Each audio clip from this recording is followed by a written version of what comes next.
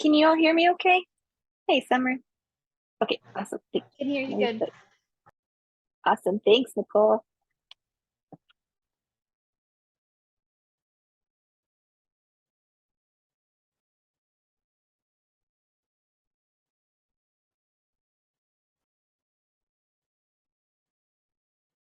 Okay, make sure you can see this as well.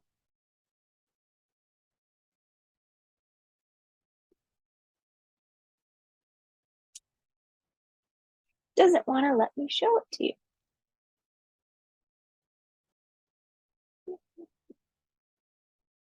Let me try this again. Might just have to show you on here because it might not want to work for me. Doesn't want to work for me. Let me try one last thing. Sorry about that. Technical difficulties.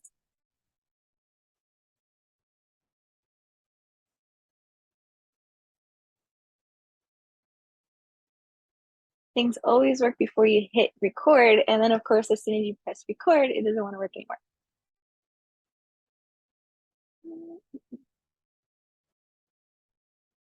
Okay, I think it'll work now. Let's try this one more time. Let's see if it works now.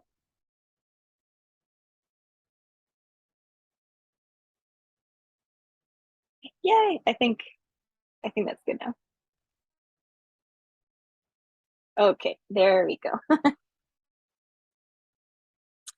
So first of all, thank you so much for being here. I felt quite nervous doing this class because it's a big topic, and it's a very personal topic. I deal with it myself, so I understand how personal the topic this is. Um, so I hope that this will be informative for you. And just to preface by saying that I am in by no everybody who knows me here knows I am no doctor at all. And I am not giving any health advice.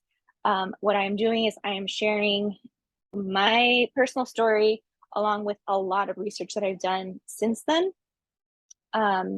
Since starting with Young Living, when I started using oils and all of that, it kind of led me into a path of understanding my body a lot better, and knowing how to find information that is accurate.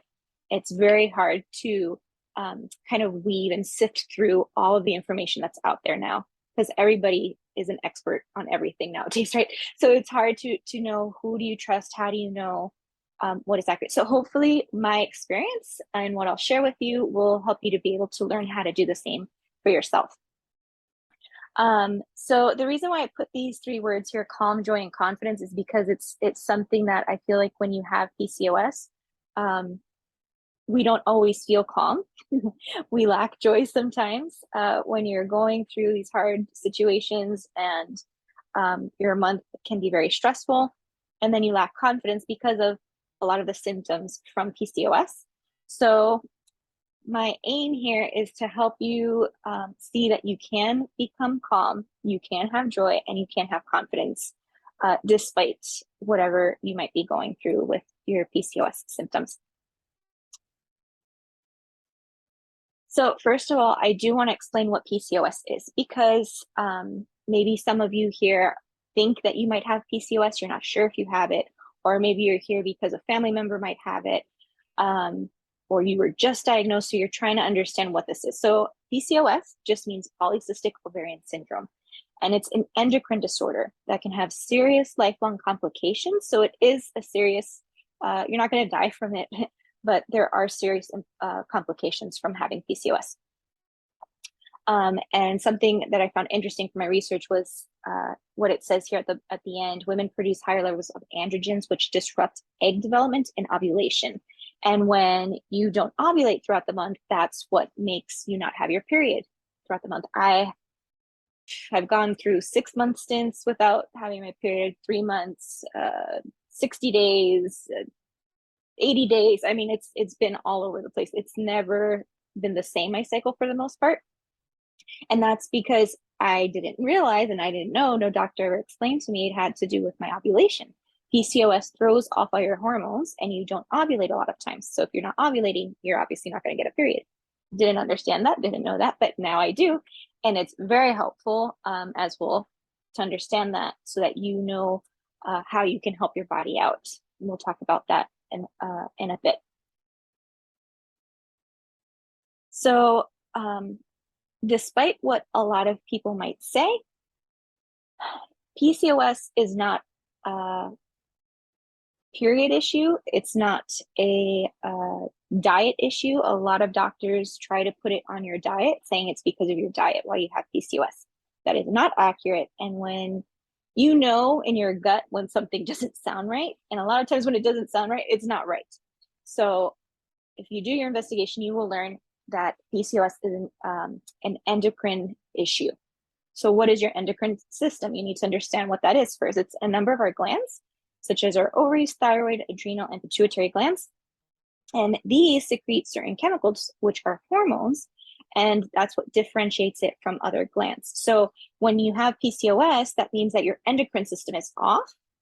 And obviously, since it involves your ovaries, you're not ovulating, your thyroid. A lot of us have not only PCOS, but hypothyroidism at the same time. That's because your thyroid is off as well. So you'll see that a lot of times the symptoms are the same with PCOS and hypothyroidism. Again, it's part of our endocrine system, and our endocrine system is off balance. And a lot of times the pituitary gland as well, you will have issues with that. I know, at least in my case, I also had issues with my pituitary glands. Now, what are androgens? Androgens are also hormones. And hormones are chemical messengers that communicate the tissues in the body to bring about many changes. Our body needs changes every month. Our estrogen levels need to ebb and flow. Our progesterone needs to ebb and flow. But when your androgens are off, so is everything else. So as we mentioned, ovaries, adrenal glands, fat cells, and skin cells, they make our female body supply androgens. And the ovaries convert testosterone into the female hormone estrogen.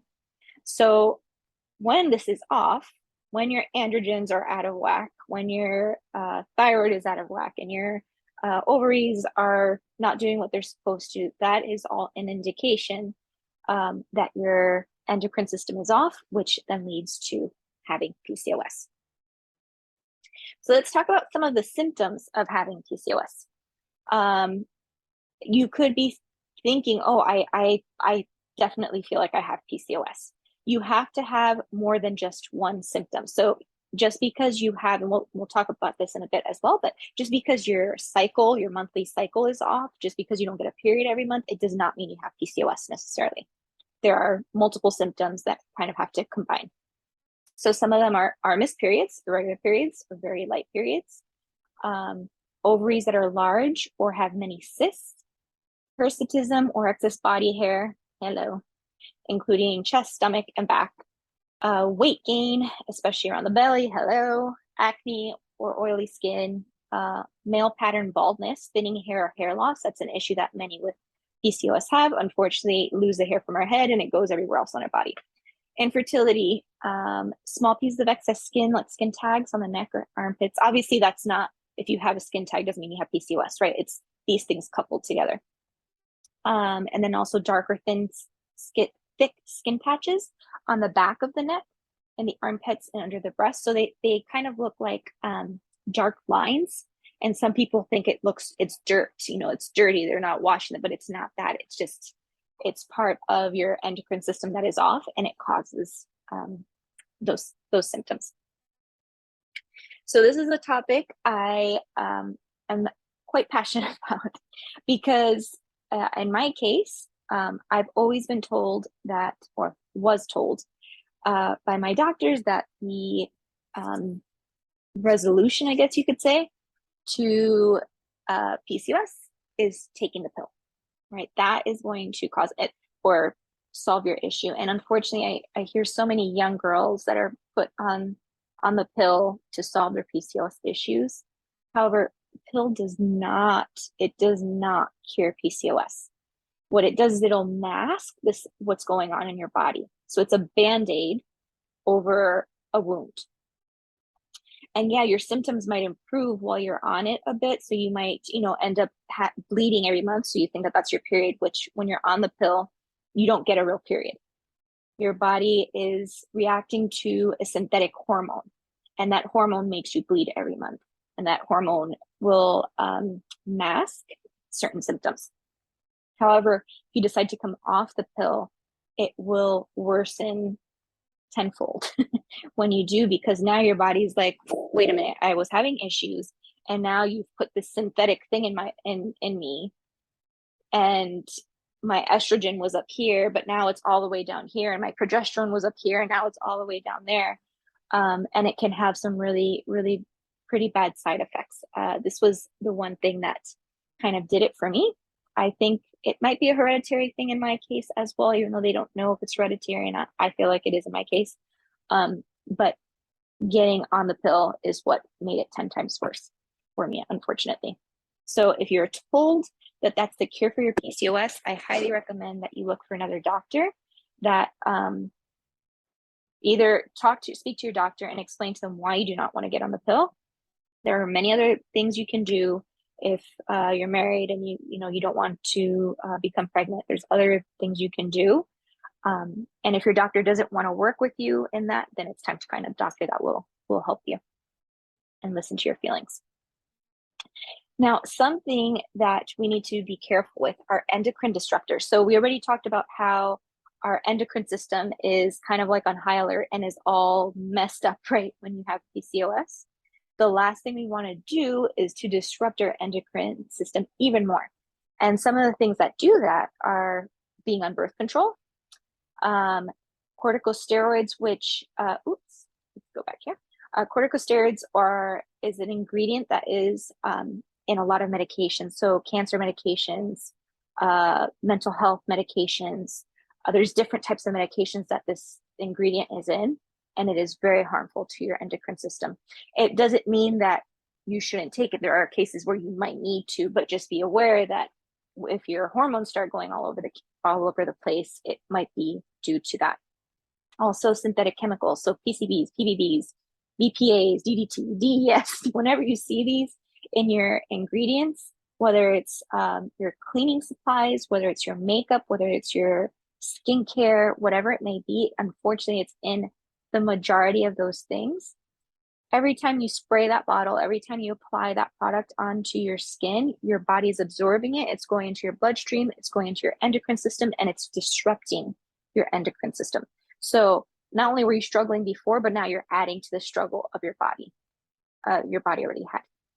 And then fragrances are a huge, huge endocrine disruptor that unfortunately we're not told. And especially as women, we use a lot of fragrances with our creams and our, everything we try to do and use every day. Unfortunately, they can be adding to your hormones being all over the place. So again, while we can't avoid all medications and all toxins, it's impossible in the system. But why add stresses to our body if we already have these stresses and there are other options? It's not like there aren't any other options. So that is the good thing. Stress is another topic that is quite interesting. This is something that I've been delving into a little bit more lately, is understanding how stress is actually a component of PCOS. So metabolically, inflammatory, oxidative, and emotionally, stress is messing with your system. And when you have PCOS, it is harder for your body to deal with stress because of everything else that's going on. And it makes sense, right? When a woman is pregnant, how are their stress levels? How are they? It's because their hormones are all over the place. With PCOS, your hormones are all over the place. So we deal with stress differently, unfortunately. And there are a few studies that show that there's an increased risk of mental disorders with those who have PCOS, including 5 times the odds of moderate to severe symptoms of anxiety and over 3 times the odds of depression in women with PCOS. So this is why we need to reduce our stress as much as possible so that we're helping our body out and it doesn't go to those extremes. Right? We can't fight everything, obviously, but there are things we can do to help our stress levels and to maintain our cortisone levels down, because with PCOS, your cortisone is always on the higher end. Okay, there are 4 types of PCOS. Contrary to what many doctors say, as I mentioned before, a lot of doctors say it's a diet issue. And yes, diet is a big thing. We will talk about that. We need to have a good diet, but that is not the reason why you have PCOS. And PCOS is not just one type of PCOS. There are these 4 types. So you can have an adrenal type of PCOS. You can have insulin resistance PCOS. Your PCOS can be pill induced, birth control pill, or inflammatory. Inflammatory is not as common of a type of PCOS, but it definitely is one. And everyone who has PCOS does deal with inflammatory issues for the most part. The biggest one is adrenal and insulin resistance. Those are the 2 that are the most common type of PCOS. So if you have adrenal PCOS, there are a lot of things you can do to help your adrenal system out, which will lessen their symptoms, as well as with insulin resistance. There's a lot you can do to help your sugar levels not to spike, and then the rest of the symptoms of PCOS to not be as rough on you as well. So here is a fun part. Here's some myths. I love busting myths with PCOS. So these myths, a lot of them I believed, or I thought myself, because of what I was told by my doctors originally when I was diagnosed a few years back. So I thought all women who have PCOS have ovarian cysts, and 2 reasons. One, that's what I was told, but 2, I had ovarian cysts, and it was extremely painful.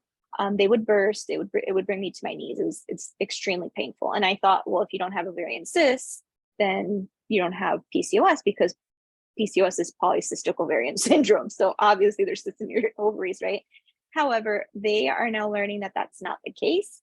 Some women have it, other women don't, but still might have PCOS. And they're actually trying to change the name of the syndrome so that it's not polycystic ovarian syndrome, because not everybody does have cysts. So that's a little bit of an issue the doctors are having right now, is coming up with a new name, I guess. So another myth, having an irregular cycle means you have PCOS. We touched on that a bit. And yes, if you have PCOS, you probably will have irregular cycles, probably like a 99% chance you have irregular cycles. But just because you have an irregular cycle, you can't self-diagnose yourself saying you have PCOS. Much more to it. The other myth, the pill is the only cure. We touched on that.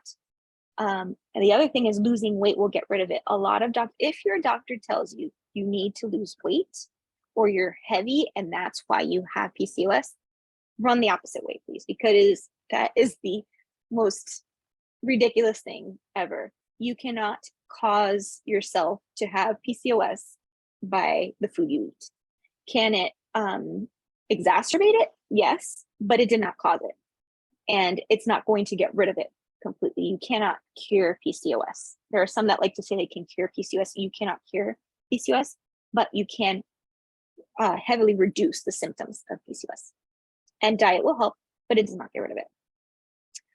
The other myth, which again, I was told this, that you can't have kids. I was not planning on having kids. Fine with that. But when I was told you cannot have kids, you have PCOS, it was like a pit in my stomach. I don't know. Being told that you cannot have children is it's a very sad moment when you're told that, even though I didn't want children at the time. But it's not true. There are many, many, many women who have PCOS who have had children. So if you do want children and you have PCOS, please don't give up hope. There's lots you can do to try to make that happen. The other thing, which I've also been told, and it's a myth, and many doctors have said, well, if you're not planning on getting pregnant, then it's no big deal. Like, don't worry about it. You're fine. However, what happened to all the symptoms that I go through every month? How about in my case, I did have cysts, so those bursting. How about The excessive stress levels? How about the fatigue? How about the brain fog? How about the extreme cramps? How about the heavy bleeding? I mean, all of this. So we're not going to deal with that just because I don't want to get pregnant. No, no, thank you. New doctor, please. So if you learn anything, please learn it. If your doctor works with you, beautiful, cherish that doctor. But if they don't, it's okay. Your doctor works for you. Find a doctor that will listen to you and help you. So these are 7 things that can help you if you have PCOS. 1, eat healthy. So obviously, if we're eating McDonald's every single day, that's not going to be good for us, right? Or if for many women, including myself, soy is a big hormone disruptor. And if you're eating a lot of soy in your diet, that could be something that is contributing to some of your symptoms. So my doctor, my acupuncturist had told me this, and I always try to tell women as well. For the most part, some are fine, but try to keep soy out of your diet if possible. There are alternatives. I love Asian food and I love soy sauce. So I found coconut aminos, and I actually like it even more than soy sauce now. So there's things that you can do and enjoy that doesn't use soy. I try to look for alternative milks and all of that type of thing that doesn't have soy in them. The next thing is to find a functional doctor, a muscle tester, or an acupuncturist. The reason is because the majority of doctors, at least here in the US, they don't really look for the root cause of issues. They try to mask over it. And that's why the pill, because that's what they were taught in school, is such a big thing. And the number one solvent for them, right, with PCOS is the pill. However, with a functional doctor, they're going to look for the root cause. What is it in your body that's causing for you to have PCOS and to have these symptoms? A muscle tester will be able to see what foods are better for your system, what supplements are good for you. If there's a weak spot in your body, if you have issues with your adrenal glands, there's so many things they can help you with. An acupuncturist will be able to then, along with a functional doctor as well, but will be able to solve these issues. Acupuncturists are phenomenal. My acupuncturist helped to shrink my ovarian cysts when I went back for an ultrasound a few years later after I'd had my sessions done. They no longer found any ovarian cysts. They were completely gone. So, and they can help with cramps, if you have bad period cramps, et cetera, et cetera, et cetera. So I highly recommend looking for one of those. Targeted supplements, absolutely huge when you have PCOS. Even if you are the healthiest eater and you have the healthiest diet, you are not receiving the nutrients that you need, because unfortunately our food is depleted of the nutrients that, so, even up to a few years ago, it had all those nutrients. They don't have those nutrients as much anymore. So our bodies are lacking a lot of the nutrients that we need, especially with PCOS, to help our hormones out. So something super important to take are omegas. Omega-3s are absolutely huge for us PCOSers. Vitamin B is huge because we lack a lot of energy. And that's something I wanted to mention as well. A lot of times, most of the times, those with PCOS deal with extreme fatigue. And then you can't sleep at night. At night, your mind is wired. And then in the morning, you're exhausted and you think, well, it's just you being lazy. However, that's actually a symptom of PCOS, is that happening. So taking vitamin Bs are very helpful for that, for your energy levels, as well as zinc is another one that a lot of doctors, I haven't started taking zinc too much, but a lot of doctors have mentioned it's a good one. Inositol, I don't know if that's how you pronounce it, INOSTIL. It's one that a lot of people take. I have not started taking that yet either, because what I've been using has worked for me, but I have heard that that's a very good supplement as well. And then also sulfurzyme is a huge one, because it helps with muscles and joints and lots of other things that I can't say for compliance reasons. If you have questions, you can ask the person that invited you. but it contains MSM and wolfberry, and MSM is absolutely phenomenal when you have PCOS, because we deal with a lot of inflammation, and MSM is known to help with that a lot, and that is one of the ingredients in sulfurzyme.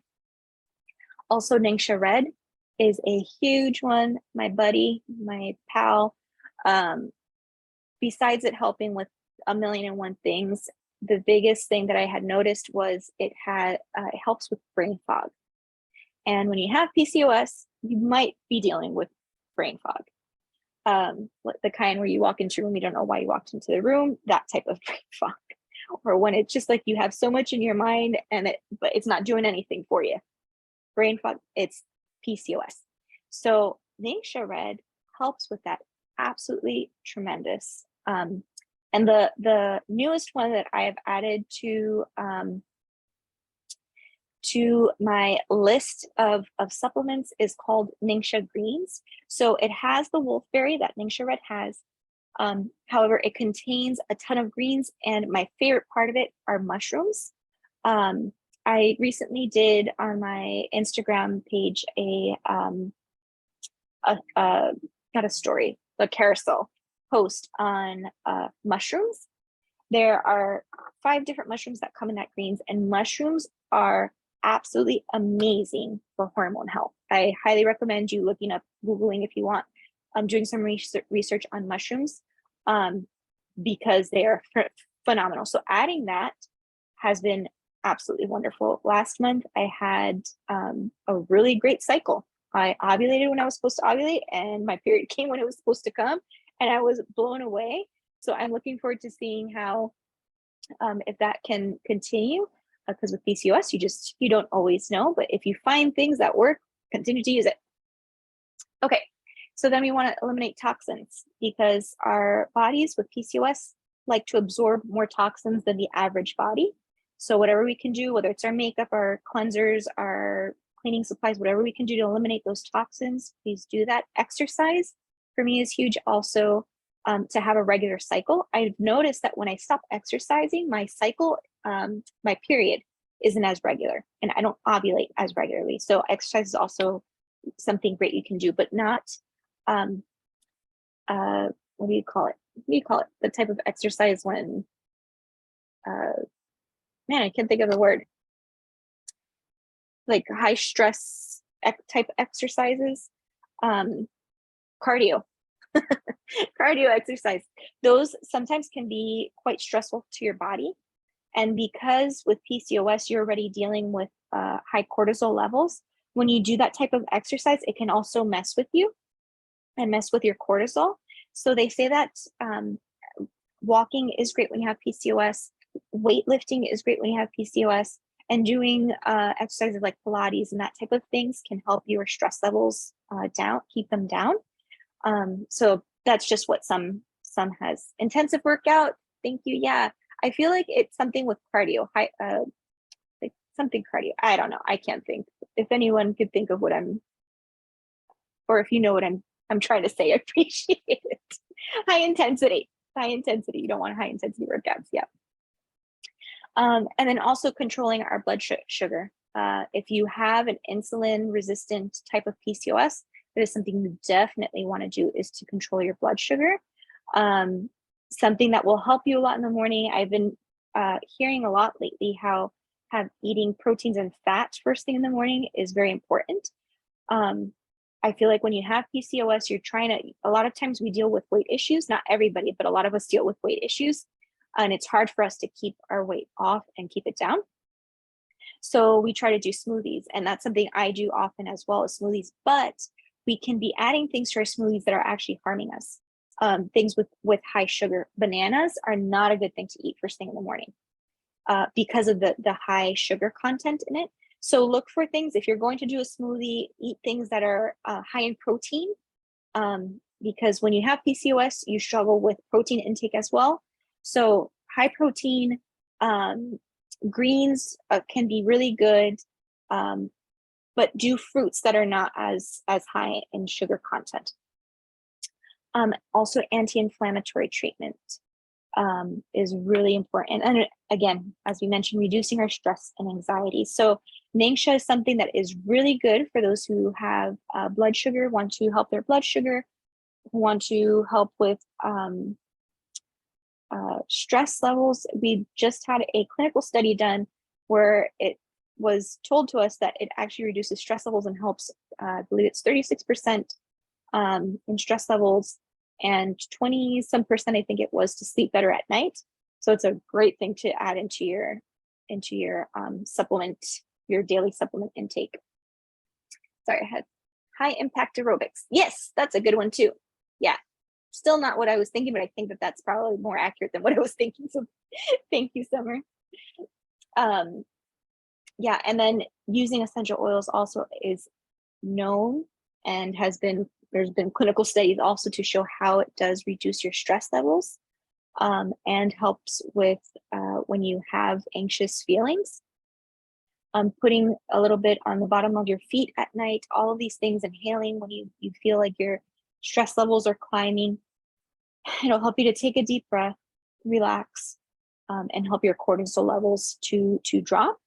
That way you're not stressing out your body more than it is already dealing with.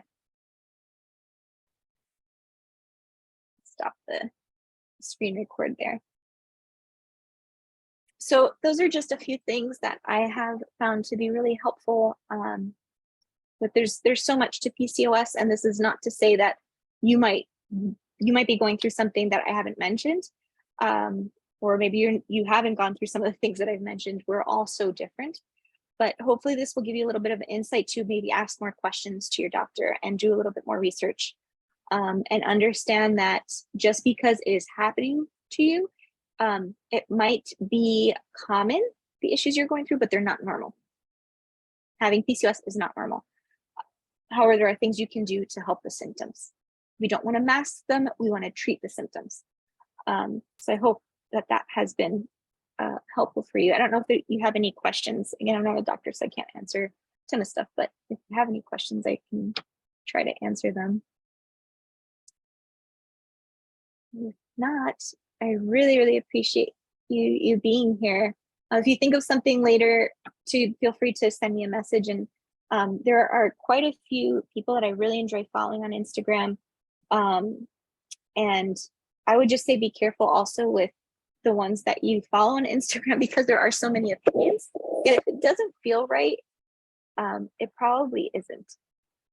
So you really do want to look for those who say things that make sense, that are like, okay, yes, that's exactly what I feel, or that validate your feeling. Whenever they try to put you down, saying it's because of something that you're doing wrong while you have PCOS, unfollow them and look for someone who just wants to help you and help the audience to try to find a solution. Let's see. Thank you. Thank you so much for coming. So glad you came, Nicole. Thank you, Abby, Jessica, Ingrid. Let's see, Jennifer, is nausea, migraines, and mood swing symptoms? Not necessarily. They can be part of a symptom from something else that's going on. But just because you have migraines or nausea doesn't mean that you have PCOS. It could be because of some other issue that you're going through. Or if, for instance, if your estrogen levels are very high, if your cortisol, if you are insulin resistant, a lot of times if your blood sugar is going all over the place, that can cause a lot of nausea and a lot of migraines. So if that's what's causing it, then yes, it could be. But just saying mood swings, and mood swings can have to do with progesterone too. If your progesterone levels are very low or your estrogen is very high, that can cause mood swings. And migraines and nausea can be because of insulin resistance. So it's a yes and no answer to that question. Let's see. I don't have it, but I know a number of women who do. This help me to understand. Thank you. Yeah, I appreciate that, Summer, because I think it's very helpful when we're understanding of others, right? You might see like, they're always fatigued and they're always foggy when they're talking to you. A lot of times they can't help it necessarily. Maybe there's things they can do to help themselves, but it's the condition, it's this, symptoms, unfortunately. And so it does help when we have a better understanding of what people are going through. I was told I had premenstrual dysphoric disorder, PMDD, so maybe it's not the same. You know, it's not the same, but there are a lot of similar symptoms. They kind of mimic each other, but I believe PMDD is more of a hormonal imbalance, whereas PCOS is more of an endocrine issue. So I think that's the difference. I've done just a little bit of research on it. I don't know too much about PMDD, but I do know that it can be quite painful as well. So I'm sorry you're going through that. What is the best test to know you have PCOS? My doctor said I have ovarian cysts. Okay, that is a really great question, Ingrid, and I wanted to mention this before and I forgot to. So thank you for bringing that up. To know that you have PCOS, you need lots of tests. Your doctor cannot just look at you or listen to, you say you have a couple of symptoms and diagnose you with PCOS. You need blood tests. You need to know where your thyroid levels are. You need to know where your estrogen levels are. Your thyroid, did I say thyroid? I think I said thyroid. There's a whole list of tests that you should get in order to know if you have PCOS. Sometimes it might be necessary also to have an ultrasound, not always, but I think it's always nice to ask for one to make sure you don't have any cysts. If you do have cysts, then obviously you need an ultrasound to make sure that you actually do have cysts. And ask for a full blood panel, hormonal blood panel. There's, I can send it to you after, Ingrid, as well, but there's a few doctors on Instagram who deal with PCOS, and they tell you exactly what panels you need to get. The thyroid, you don't just ask for a thyroid test. You ask for, I think it's called a T3, and there's a TH something 4. I don't know all the names, but it's a whole list of different ones that you need to take. If possible, a Dutch test is going to be the most accurate results that you can receive. And I believe that Penny, she reads Dutch tests. I can be wrong. So if I'm wrong, so sorry, Penny. But I think she does. Abby, correct me if I'm wrong with that. But if you do get a Dutch test, I think she can read it.